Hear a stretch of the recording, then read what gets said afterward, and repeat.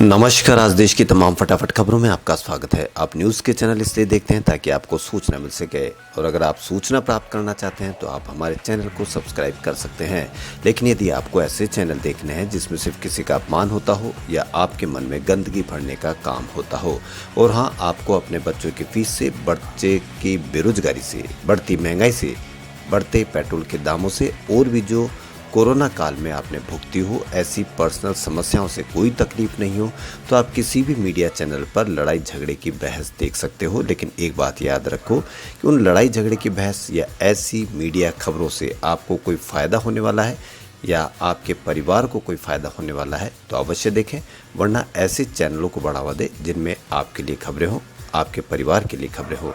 तो बढ़ते हैं खबरों की ओर। इनकम टैक्स विभाग के अधिकारी शुक्रवार को न्यूज़ साइट और न्यूज़ लॉन्ड्री के दफ्तर पहुंचे। उन्होंने इसे छापेमारी नहीं बल्कि सर्वे बताया है। इनकम टैक्स डिपार्टमेंट ने पुष्टि की कि ऑफिसर इन न्यूज़ चैनल के दक्षिण दिल्ली स्थित ऑफिस सर्वे करने के लिए गए थे। News agency press trust India के अनुसार अधिकारियों ने कहा कि विभिन्न टैक्स पेमेंट का विवरण के सत्यापन और संस्थानों की ओर से दिए गए विवरण की पुष्टि के लिए किया गया। News agency press trust India के अनुसार अधिकारियों ने कहा कि विभिन्न टैक्स पेमेंट का विवरण के सत्यापन और संस्थानों की ओर से दिए गए विवरण की पुष्टि के लिए किया गया। उन्होंने कहा कि अधिकारी इन दो पोर्टल्स के व्यावसायिक परिसर के मामलों को देख रहे हैं। गौरतलब है कि न्यूज़ क्लिक और इसके संस्थापकों के खिलाफ प्रवर्तन निदेशालय की ओर से इस वर्ष फरवरी माह में एंटी मनी लॉन्ड्रिंग लॉ के तहत छापेमारी की गई थी। पीटीआई के अनुसार मनी लॉन्ड्रिंग का मामला दिल्ली पुलिस की उस एफआईआर से सामने आया था जिसमें आरोप लगाया गया था कि पीपीके न्यूज़ क्लिक स्टूडियो ने वित्तीय वर्ष 2018-19 के दौरान world wide media holdings LLC USA से 9.5 करोड़ रुपए का प्रत्यक्ष विदेशी निवेश हासिल किया।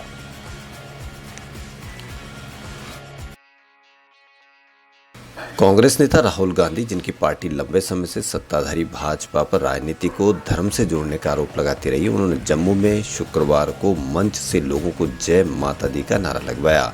सामने से मनचाही प्रतिक्रिया न मिलने पर राहुल गांधी ने मुस्कान के साथ लोगों से कहा कि बोलिए बोलिए। जम्मू के 2 दिवसीय दौरे पर 51 वर्षीय राहुल गांधी ने गुरुवार को कटरा से वैष्णो देवी मंदिर की यात्रा की वीडियो में कांग्रेस सांसद को तीर्थ यात्रियों के साथ तेज गति से चलते हुए देखा गया था।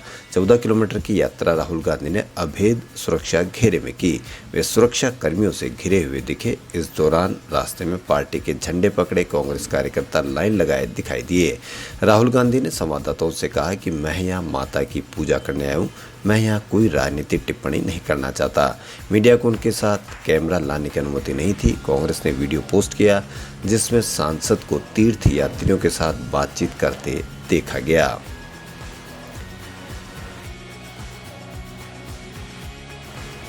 कांग्रेस ने उत्तर प्रदेश में अगले वर्ष होने वाले विधानसभा चुनाव के मद्देनजर लोगों से संपर्क बढ़ाने के लिए राष्ट्रीय महासचिव प्रियंका गांधी वाड्रा के नेतृत्व में गांवों और कस्बों से 12,000 किलोमीटर लंबी यात्रा निकालने का शुक्रवार को फैसला किया। पार्टी ने एक बयान जारी करके जानकारी दी है। साथ ही बयान में बताया गया है कि यात्रा की रूपरेखा तैयार की जा रही है। बयान में कहा गया है कि पार्टी के सदस्यों के साथ वाड्रा की बैठक में कांग्रेस प्रतिज्ञा यात्रा हम वचन निभाएंगे नाम से यात्रा निकालने का निर्णय लिया गया है। इस यात्रा में 12,000 किलोमीटर की दूरी तय की जाएगी और ये यात्रा राज्य के गांवों और कस्बों से होकर गुजरेगी। बैठक में विधानसभा में कांग्रेस विधायक दल के नेता आराधना मिश्रा, मोना, राज्य इकाई के अध्यक्ष अजय कुमार लल्लू और पार्टी के वरिष्ठ नेता प्रमोद तिवारी सहित अन्य लोगों ने हिस्सा लिया। गौरतलब है कि वाड्रा बृहस्पतिवार शाम अपने 3 दिवसीय दौरे पर लखनऊ पहुंची थी। उन्होंने हवाई अड्डे पर संवाददाताओं से कहा था कि वे अपने इस दौरे में पार्टी कार्यकर्ताओं तथा पदाधिकारियों से मुलाकात कर चुनाव की तैयारियों का जायजा लेगी। भारतीय वायुसेना को अब 6 आई इन द स्काई विमान मिलेंगे। इसके लिए केंद्र ने 11,000 करोड़ के बड़े सुरक्षा सौदे को मंजूरी दे दी है। इसके तहत 6 नए airborne early warning and control विमान तैयार किए जाएंगे। भारतीय वायुसेना अत्याधुनिक तकनीक से लैस इस सिस्टम को अपने बेड़े में शामिल करने को तैयार है। इस सौदे को सुरक्षा कैबिनेट कमेटी ने बुधवार को हरी झंडी दे दी है। इन्हें आकाश में भारत की आंख के तौर पर देखा जा रहा है। डीआरडीओ द्वारा बनाए जा रहे इस रडार को एयर इंडिया के A321 में फिट किया जाएगा। DRDO द्वारा बनाए जाने वाला यह रडार मौजूदा AESA रडार का आधुनिक संस्करण होगा, जो IAF द्वारा पहले से तैनात 2 नेत्रो हवाई चेतावनी विमानों में स्थापित किया गया है। भारतीय वायुसेना रूस से खरीदे गए 3 बड़े A50EI विमानों को भी संचालित करती है, जो Israeli ELW2090 Falcon radar system से सुसज्जित है। देश में कोविन ऐप ने एक नया API know your customers clients vaccination status या KYCVS को लॉन्च किया है, जिसके बाद KYCVS संस्थाएं कोविन के माध्यम से किसी व्यक्ति के वैक्सीनेशन की स्थिति की जांच कर सकेगी। कार्यस्थल काम को फिर से शुरू करने के लिए नियोक्ता टीकाकरण की स्थिति को जानना पसंद कर सकते हैं। ऐसे में यह काफ़ी उपयोगी साबित हो सकता है। इस API का उपयोग करने के लिए एक व्यक्ति को अपना मोबाइल नंबर और नाम दर्ज करना होगा। इसके बाद उन्हें एक OTP मिलेगा, जिसे उन्हें दर्ज करना होगा। बदले में कोविन व्यक्ति के टीकाकरण की स्थिति पर सत्यापन करेगा। कोविन डिजिटल रूप से टीकाकरण का प्रमाण प्रदान करने के लिए डिजिटल रूप से सत्यापन योग्य प्रमाण पत्र जारी कर रहा है।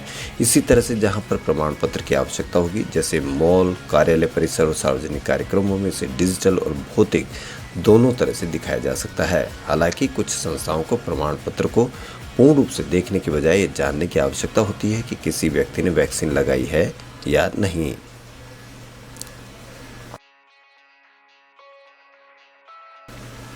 पश्चिम बंगाल की मुख्यमंत्री और तृणमूल कांग्रेस प्रमुख ममता बनर्जी आज भवानीपुर सीट से उपचुनाव के लिए अपना नामांकन पत्र दाखिल किया।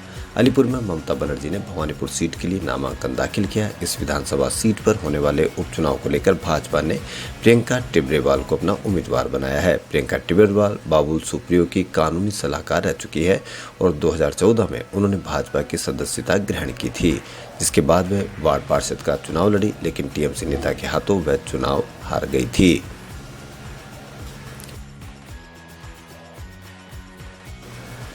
कोरोना वैक्सीन ने मौत की आशंका को 97.5% तक कम कर दिया है। जिन लोगों ने वैक्सीन की दोनों खुराक अब तक ली है, उनमें 97.5% मौत की आशंका कम हुई है, जबकि एक खुराक लेने वालों में यह आंकड़ा 96.60% दर्ज की गई है। बृहस्पतिवार को भारतीय आयुर्विज्ञान अनुसंधान परिषद के महानिदेशक डॉक्टर बलराम भार्गव ने जानकारी देते हुए बताया कि सरकार ने वैज्ञानिकों की मदद से वैक्सीन ट्रैकर प्लेटफॉर्म शुरू किया है। इस प्लेटफॉर्म के जरिए यह पता चला है कि जिन लोगों का टीकाकरण पूरा हो चुका है, उन लोगों में कोरोना से मौत होने की आशंका लगभग खत्म हुई है। वहीं नीति आयोग के सदस्य डॉक्टर VK पॉल ने कहा कि जिन लोगों का टीकाकरण अब तक नहीं हुआ, उन्हें जल्द से जल्द वैक्सीन लेना चाहिए।